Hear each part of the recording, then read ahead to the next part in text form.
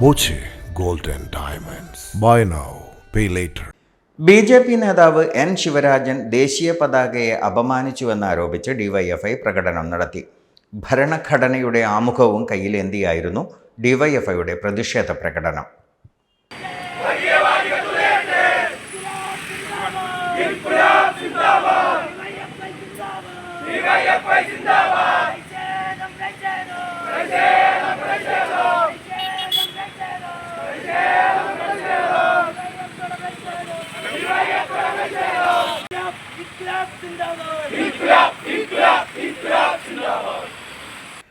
ദേശീയ പതാകയെ അപമാനിക്കുക വഴി BJP നേതാവ് നടത്തിയത് രാജ്യദ്രോഹമാണ്. അതുകൊണ്ട് ശിവരാജനെതിരെ ശിക്ഷാ നടപടി സ്വീകരിക്കണമെന്ന് ഡിവൈഎഫ്ഐ ആവശ്യപ്പെട്ടു.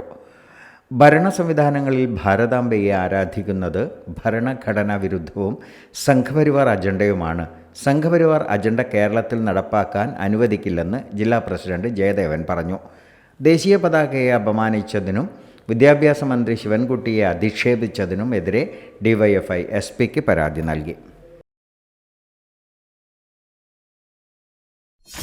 .view ന്യൂസ്, കാഴ്ചകളാണ് ലോകം, കണ്ടു തുടങ്ങുക.